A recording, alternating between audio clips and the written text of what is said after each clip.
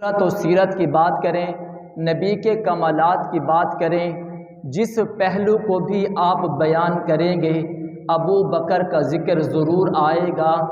اسلام کے جس عنوان کو بھی آپ پڑھیں گے، اسلام کے جس عنوان کو آپ ذکر کریں گے ابو بکر کا ذکر ضرور آئے گا۔ آپ کلمے کی بات کریں اور ابو بکر کا ذکر نہ آئے، آپ نبوت کی بات کریں اور ابو بکر کا ذکر نہ آئے، آپ قرآن کے نزول کی بات کریں اور ابو بکر کا ذکر نہ آئے، آپ جبرائیل کی آمد کی بات کریں اور ابو بکر کا ذکر نہ آئے، آپ مکہ کی بات کریں اور ابو بکر کا ذکر نہ آئے، آپ بیت اللہ اور مطاف کا ذکر کریں، بات کریں اور ابو بکر کا ذکر نہ آئے، آپ صفا اور مروہ کی بات کریں اور ابو بکر کا ذکر نہ آئے، آپ مینا اور مزدلفہ کی بات کریں اور ابو بکر کا ذکر نہ آئے، آپ مکہ کی بات کریں اور ابو بکر کا ذکر نہ آئے، آپ ایمان اور ایقان کی بات کریں اور ابو بکر کا ذکر نہ آئے، آپ صداقت کی بات کریں اور ابو بکر کا ذکر نہ آئے، آپ وفا کی بات کریں اور ابو بکر کا ذکر نہ آئے، آپ عشق اور محبت کی بات کریں اور ابو بکر کا ذکر نہ آئے، آپ جنت کی بات کریں اور ابو بکر کا ذکر نہ آئے، آپ محشر کی بات کریں اور ابو بکر کا ذکر نہ آئے، آپ کوثر کی بات کریں اور ابو بکر کا ذکر نہ آئے، آپ جام کوثر کی بات کریں اور ابو بکر کا ذکر نہ آئے، آپ تاریخ پڑھیں اور ابو بکر کا ذکر نہ آئے، آپ تاریخ پڑھیں اور ابو بکر کا ذکر نہ آئے، آپ قصہ پڑھیں اور ابو بکر کا ذکر نہ آئے، آپ حکایت پڑھیں اور ابو بکر کا ذکر نہ آئے، آپ نبی کی جوانی پڑھیں ابو بکر کا ذکر نہ آئے، نبی کا بچپن پڑھیں اور ابو بکر کا ذکر نہ آئے، نبی کے کمالات پڑھیں اور ابو بکر کا ذکر نہ آئے، آپ جنت کی بات پڑھیں اور ابو بکر کا ذکر نہ آئے، ہر بات میں ابو بکر کا ذکر آئے گا۔ اسلام کے جس عنوان کو آپ پڑھیں گے ابو بکر کا ذکر آئے گا، ہر قصے کے ساتھ، ہر زمانے کے ساتھ، ہر حکایت کے ساتھ ابو بکر کا ذکر ہوگا۔ بھئی کیوں ذکر ہوگا؟ اس لیے کہ ابو بکر نبی کے ساتھ ہے۔ میں نہیں کہتا، اللہ کا قرآن کہتا ہے محمد الرسول اللہ والذین معہ۔ آپ مفسرین سے جا کر پوچھو، ہر مفسر کہتا ہے والذین معہ سے جو مراد ہے اسی کو ابو بکر صدیق کہتے ہیں۔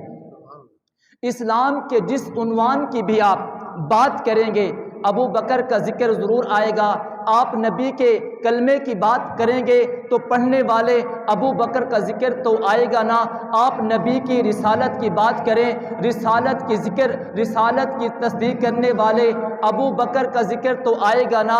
آپ نبی کی معراج کی بات کریں، تصدیق کرنے والے ابو بکر کا ذکر تو آئے گا نا۔ آپ قرآن کے نزول کی بات کریں، آیتوں کو پڑھنے والے ابو بکر کا ذکر تو آئے گا نا۔ آپ جبرائیل کی آمد کی بات کریں، اس کو پڑھنے والا ابو بکر کا ذکر تو آئے گا نا۔ آپ نبی کے ہجرت کی بات کریں، ابو بکر کا ذکر تو ساتھ آئے گا نا۔ نبی جس کے دروازے پر گیا اس دروازے والے ابو بکر کا ذکر تو آئے گا نا۔ صبح و شام ابو پاک پیغمبر جس کے گھر میں جاتے ہیں اس ابو بکر کا ذکر تو آئے گا نا۔ آپ نبی کی سواری کا ذکر کریں گے، سواری دینے والے ابو بکر کا ذکر تو آئے گا نا۔ ہجرت پہ آقا چلے، ساتھ رفیق بن کر کون چلا، اس ابو بکر کا ذکر تو آئے گا نا۔ جس کا سارا گھرانہ نبی کی خدمت کرنے والا ہے اس ابو بکر کا ذکر تو آئے گا نا۔ جس نے اٹھنی کو پیش کیا اس ابو بکر کا ذکر تو ضرور آئے گا نا۔ آپ وزن اٹھانے کی بات کریں گے تو جس نے کندھوں پہ نبوت کو اٹھایا ہے اس ابو بکر کا ذکر تو ضرور آئے گا۔ آپ غار کی بات کریں گے، جس نے غار کو صاف کیا ہے اس ابو بکر کا ذکر تو آئے گا۔ سانپ نے غار میں جس کو ڈسا ہے، ڈسے جانے والے ابو بکر کا ذکر تو آئے گا۔ آپ لعاب دہن کی بات کریں گے، پیغمبر نے جسے لعاب دہن لگایا اس ایڑی کی ذکر تو آپ کریں گے، اس ابو بکر کا ذکر تو آپ کریں گے۔ آپ اللہ کے پاک پیغمبر ام معبد کے خیمے میں جاتے ہیں، ساتھ کون ہے؟ اس ابو بکر کا ذکر تو آئے گا جو پیغمبر کے کبھی آگے چلتا ہے، کبھی پیچھے چلتا ہے، کبھی دائیں چلتا ہے، کبھی بائیں چلتا ہے، حفاظت کرنے والے ابو بکر کا ذکر تو آئے گا جو اونٹنی سے دودھ نکالتا ہے، نکالنے والے ابو بکر کا ذکر تو آئے گا، مدینہ میں حضور پہنچتے ہیں ساتھ میں کون تھا اس کا ذکر تو آئے گا، مدینہ کے لوگوں نے نبی کا استقبال کیا، ساتھ میں جس کا استقبال کیا گیا اس کا ذکر تو آئے گا، اس ابو بکر کا ذکر تو آئے گا۔ آپ مسجد قباء کی بات کریں گے، مسجد قباء میں بیٹھنے والے ابو بکر کا ذکر تو آئے گا۔ آپ مسجد نبوی کی بات کریں گے، مسجد نبوی کی تعمیر کرنے والا ابو بکر کی بات تو آئے گی۔ آپ بدر کی بات کریں گے، ابو بکر کا ذکر تو آئے گا نا۔ آپ احد کی بات کریں گے، ابو بکر کا ذکر تو آئے گا نا۔ جس عنوان پہ بھی آپ چلے جائیں ابو بکر کا ذکر تو آئے گا نا۔ آپ محشر کی بات کریں، محشر میں نبی کے بعد جو سب سے پہلے سجدہ کرے گا اس ابو بکر کا ذکر تو آئے گا نا۔ جسے رب دیکھ کر رب کا جلال بھی جمال میں بدل جائے گا اس ابو بکر کا ذکر تو آئے گا نا۔ آپ جام کوثر کی بات کریں گے تو جام کوثر پینے والے ابو بکر کا ذکر تو آئے گا نا۔ آپ کوثر کی بات کریں گے، کوثر پہ کھڑے ہونے والے ابو بکر کا ذکر تو آئے گا نا۔ آپ نبی کی بنات کا ذکر کریں گے، ابو بکر کا ذکر تو آئے گا نا۔ آپ نبی کی ازواج کا ذکر کریں گے کہ عائشہ کا ذکر کریں گے، عائشہ کے بعد ابو بکر صدیق کا ذکر تو آئے گا نا۔ آپ جنت کی بات کریں گے، جنت میں جانے والا پیغمبر کے بعد اس ابو بکر کا ذکر تو آئے گا نا۔ اسلام کے جس عنوان کو جب آپ پڑھنے لگو گے یا مثال دینے لگو گے، ہر قصے میں، ہر حکایت میں، ہر عنوان میں اگر پیغمبر کا ذکر ملتا ہے تو ساتھ میں ابو بکر کا ذکر بھی ملے گا۔ ابو بکر کا ذکر کسی مہینے کے ساتھ، کسی خاص دن کے ساتھ، کسی سال کے ساتھ مخصوص نہیں ہے۔ اسلام کے ہر عنوان کو جب آپ پڑھیں گے، جب آپ بیان کریں گے، جب آپ سنیں گے ابو بکر کا ذکر تو آئے گا نا۔ آپ کہیں گے کلمے میں ابو بکر کا ذکر کہاں ہے؟ بابا جب پیغمبر نے سب کے سامنے کلمہ پیش کیا، جو سب سے پہلے نبوت کے کلمے کی تصدیق کرتا ہے اسی کو تو ابو بکر کہتے ہیں۔ آپ کہیں گے بھائی امامت میں ابو بکر کا ذکر کیسے ہوگا؟ حضور علیہ الصلوۃ والسلام بیمار ہیں، حجرے میں ہیں، مصلی خالی ہے، سارے صفوں پہ کھڑے ہیں، صفیں موجود ہیں، امام کوئی نہیں ہے، نماز پڑھنے والے موجود ہیں، نماز پڑھانے والا موجود نہیں ہے، وہ کہاں ہے؟ وہ حجرے میں ہے، مصلی خالی ہے، مسند خالی ہے۔ آج نماز کون پڑھائے گا؟ حکم آتا ہے حجرے کے اندر سے، مرو ابا بکر فلیصلی بالناس، بابا ابو بکر کو حکم دو، ابو بکر کو کہو وہ مصلی پہ کھڑا ہو کر صحابہ کو نماز پڑھائے۔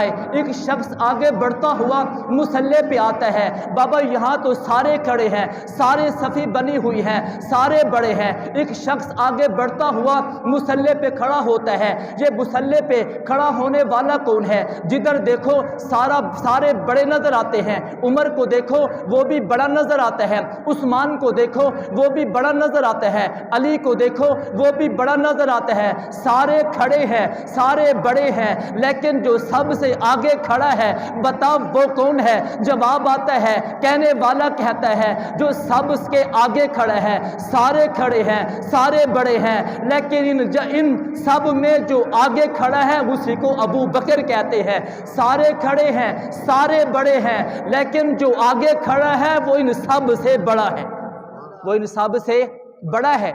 جہاں سارے تھے، سارے انبیاء تھے، سارے معصوم تھے، سارے نبی تھے، سارے معصوم تھے، سارے حسین تھے، سارے حسین تھے، سارے کھڑے تھے، سارے انبیاء تھے۔ حکم آتا ہے، آرڈر آتا ہے، جبرائیل محمد کا ہاتھ پکڑ مصلی پہ کھڑا کر۔ اللہ آدم سے لے کر عیسیٰ تک یہاں سارے ہی بڑے کھڑے ہیں۔ اللہ کہتے ہیں یہاں سارے بڑے کھڑے ہیں، یہاں سارے کھڑے ہیں، لیکن مصلی پہ کھڑا کر، یا اللہ مصلی پہ کھڑا کر دیا ہے۔ فرمائے اب دنیا والوں کو بتا، سارے کھڑے ہیں، سارے بڑے ہیں، لیکن جو مصلی پہ سب سے آگے کھڑا ہے وہ ان سب سے بڑا ہے، وہ ان سب سے بڑا ہے۔ اب اگر کوئی اعتراض کرے بھئی آدم علیہ السلام صفی اللہ تھے، بڑے تھے، نوح علیہ السلام نجی اللہ تھے، بڑے تھے، موسیٰ علیہ السلام بھائی بڑے تھے، خلیل اللہ تھے، کلیم اللہ تھے، ابراہیم علیہ السلام خلیل اللہ تھے، عیسیٰ علیہ السلام روح اللہ تھے، یوسف صدیق اللہ تھے، سارے بڑے تھے، سب کو مانتے ہیں، سب قابل احترام ہیں، سب قابل رشک ہیں، لیکن جب مصلی کی بات آتی ہے، مصلی پہ محمد کھڑے ہیں، سب کو مانتے ہیں، سب قابل احترام ہیں، سب قابل رشک ہیں، سارے انبیاء ہیں، سارے معصوم ہیں، لیکن جب مصلی کی بات آتی ہے، مصلی پہ محمد کھڑے ہیں، بابا سب کو مانتے ہیں، لیکن محمد کو ان کا مقتدا مانتے ہیں، اور جو پیچھے کھڑے ہیں ان سب کو مقتدی مانتے ہیں، ان سب کو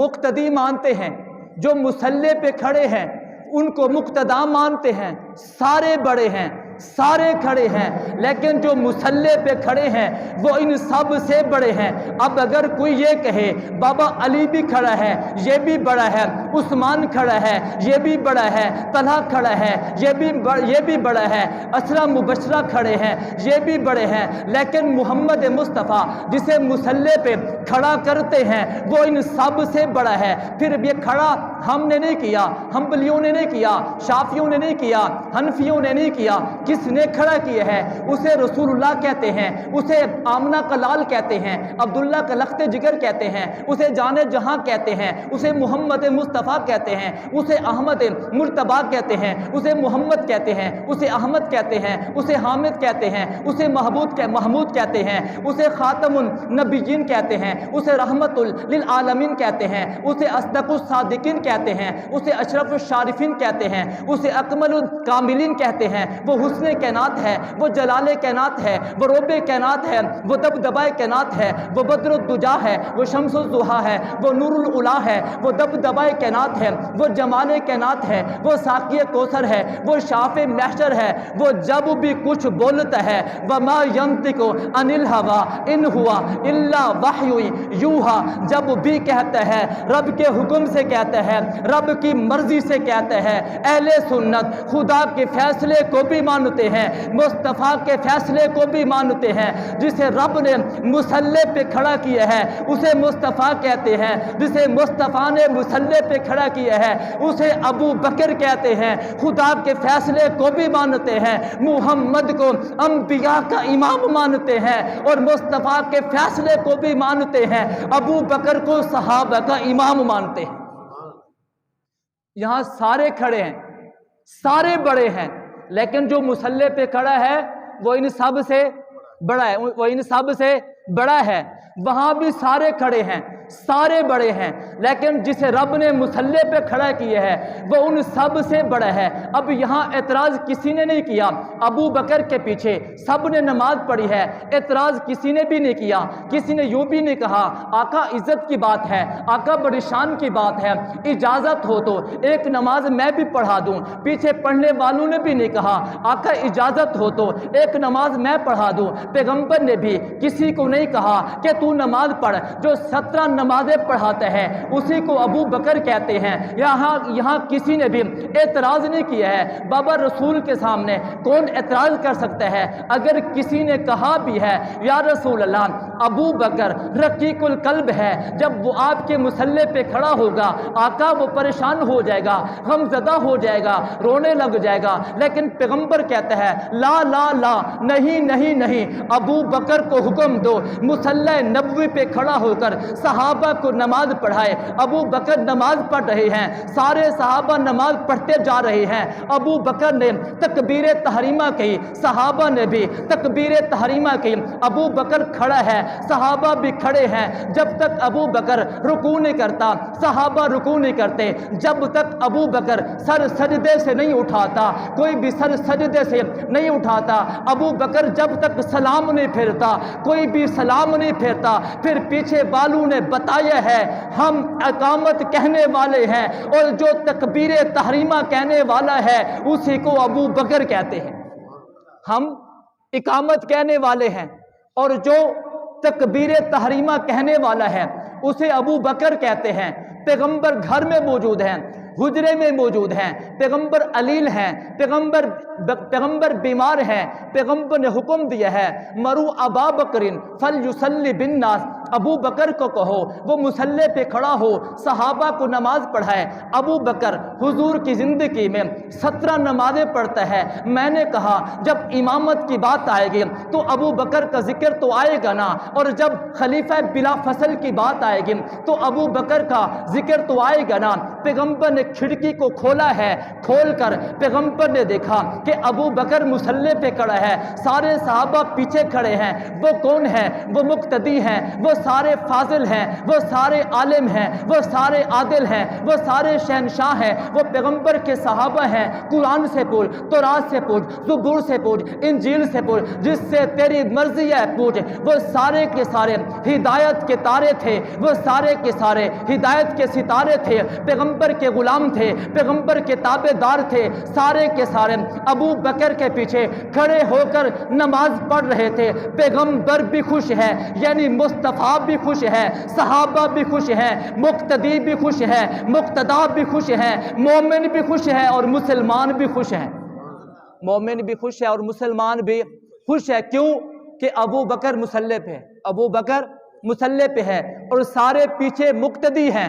علی بھی مقتدی ہے، عثمان بھی مقتدی ہے، علی بھی مقتدی ہے، طلحہ بھی مقتدی ہے، عشرہ بشرہ سارے مقتدی ہیں۔ اور انہوں نے بتا دیا ہے بابا جسے پیغمبر مصلی پہ کھڑا کر دے وہ ہمارا مقتدی بن جاتا ہے، ہمارا مقتدا بن جاتا ہے۔ اور جب ہم سب اس کے پیچھے تکبیر تحریمہ کے بعد نماز کی نیت کر لیتے ہیں، اس کے سلام پھیرنے سے سلام پھیرتے ہیں، اسی کو مقتدا کہتے ہیں اور اسی کو ابو بکر کہتے ہیں۔ تو اسلام کے جس عنوان کی بھی آپ بات کریں گے ابو بکر کا ذکر آئے گا، کلمے کی بات کریں گے ابو بکر کا ذکر آئے گا، امامت کی بات کریں گے ابو بکر کا ذکر آئے گا، خلافت کی بات کریں گے ابو بکر کا ذکر آئے گا۔ اس سے بڑھ کر ایک اور جملہ کہنے لگا ہوں، اگر فاطمہ اور علی کی شادی کی بات آئے گی ابو بکر کا ذکر بھی آئے گا۔ وہ کون ہے جس نے علی المرتضیٰ کو آمادہ کیا ہے کہ تو پیغمبر کے گھر میں جا، فاطمہ کا نکاح مانگ، فاطمہ کا ہاتھ مانگ، اسے بھی ابو بکر کہتے ہیں۔ بابا وہ کون ہے جو علی کے ساتھ براتی بن کر گیا ہے؟ اسے بھی ابو بکر کہتے ہیں۔ وہ کون ہے جو حضرت فاطمہ کے لیے بازار سے سامان خرید کر لایا ہے، اپنے ہاتھوں پہ اٹھایا ہوا ہے؟ جو بھی چیز خریدی جاتی ہے ابو بکر کی پسند سے خریدی جاتی ہے۔ بلال کہتے ہیں جب بھی کوئی چیز خریدتے ہیں پہلے ابو بکر پسند کرتا ہے، پھر ہم پسند کرتے ہیں، پھر ہم پسند کرتے ہیں۔ جب سب سامان خرید لیا گیا، سارا سامان اٹھانے والے کو ابو بکر کہتے ہیں۔ پیغمبر کی خدمت میں پہنچانے والا سامان والا کون ہے؟ اسی کو ابو بکر کہتے ہیں۔ جب نکاح کے گواہ ہونے کی بات آتی ہے اللہ کہتا ہے اے میرے پیارے محمد مصطفیٰ، میں نے عرش پر فرشتوں کے سامنے آپ کی بیٹی فاطمہ بنت محمد کا نکاح علی المرتضیٰ کے ساتھ کر دیا ہے، تو بھی ابو بکر کی موجودگی میں ابو بکر کو گواہ بنا کر فاطمہ بنت محمد کا نکاح علی المرتضیٰ کے ساتھ کر دے۔ بابا وہ کون ہے؟ اسے ابو بکر کہتے ہیں۔ جو جہیز کا سامان خریدے اسے ابو بکر کہتے ہیں۔ جو علی کے نکاح کا گواہ بنے اسے بھی ابو بکر کہتے ہیں۔ اور نبی کی بیٹی کو دلہن بنا کر علی کے گھر میں پہنچانے والی کو سیدہ عائشہ صدیقہ کہتے ہیں۔ سیدہ عائشہ صدیقہ کس کی بیٹی ہے؟ اسے بھی ابو بکر کہتے ہیں۔ بات یہاں تک نہیں ہے، جب بھی ابو بکر کا، جب بھی اسلام کے عنوان کی بات کرو گے ابو بکر کا ذکر ضرور آئے گا۔ میں نے کہا آج کس کا وصال ہوا ہے، آج کون دنیا سے رخصت ہوا ہے؟ جواب آتا ہے آج دنیا سے رخصت ہونے والی اس کا نام خاتون جنت سیدہ فاطمہ الزہرا ہے۔ جناب ابو بکر موجود ہیں۔ امام ابن کثیر نے البدایہ والنہایہ کے جلد نمبر 1 کے اندر صفحہ 98 پہ لکھا ہے جب فاطمہ کا وصال ہو گیا، فاطمہ کا جنازہ اٹھا کے 4 پائی پہ لایا گیا، سب صحابہ موجود ہیں، عثمان موجود ہے، عمر موجود ہے، لیکن علی کہتے کہتے ہیں اے علی اے ابو بکر جنازہ آپ پڑھیں۔ جناب ابو بکر کہتے ہیں علی آپ موجود ہیں، آپ شوہر ہیں، آپ پیغمبر کے داماد ہیں، آپ پیغمبر کے رشتہ دار ہیں، جنازہ آپ پڑھیں۔ ابو بکر کو حضرت علی المرتضیٰ کہتے ہیں جس جگہ ابو بکر موجود ہوتا ہے وہاں پہ مصلی پہ کھڑے ہونے کی کسی کو اجازت نہیں۔ آج جنازہ بھی ابو بکر کے سوا کوئی نہیں پڑھائے گا۔ جناب عبداللہ بن عباس سے کسی نے پوچھا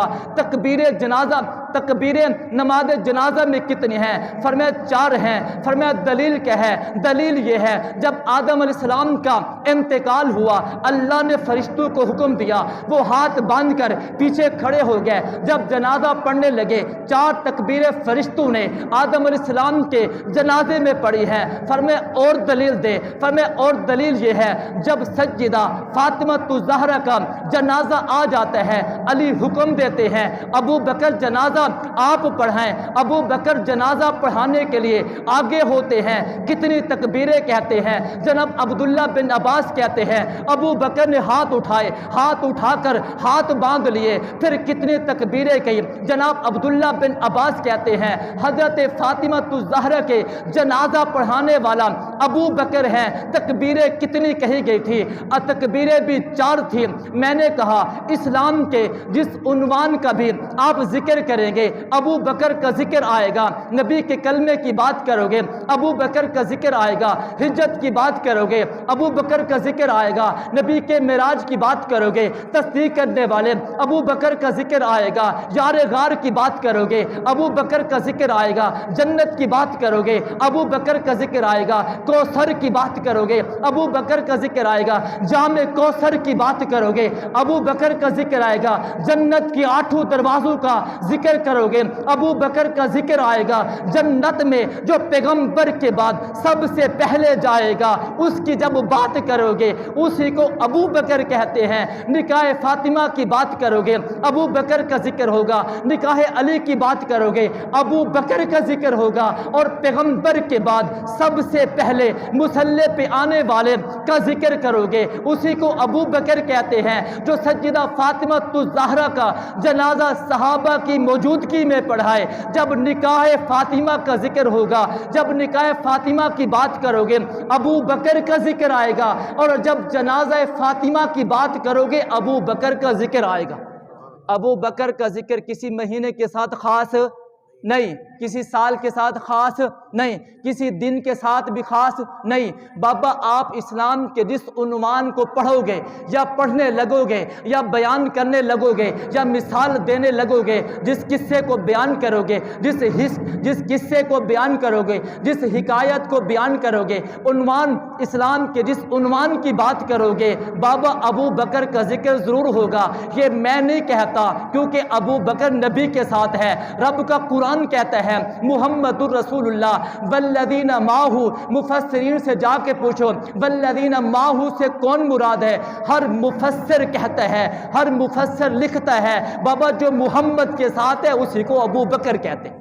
تو ابو بکر کا ذکر کسی خاص دن، خاص علاقے، خاص واقعے کے ساتھ خاص نہیں ہے۔ اسلام کے جس عنوان کی بات کرو گے ابو بکر کا ذکر ضرور آئے گا۔ اللہ مجھے اور آپ کو عمل کی توفیق عطا فرمائے۔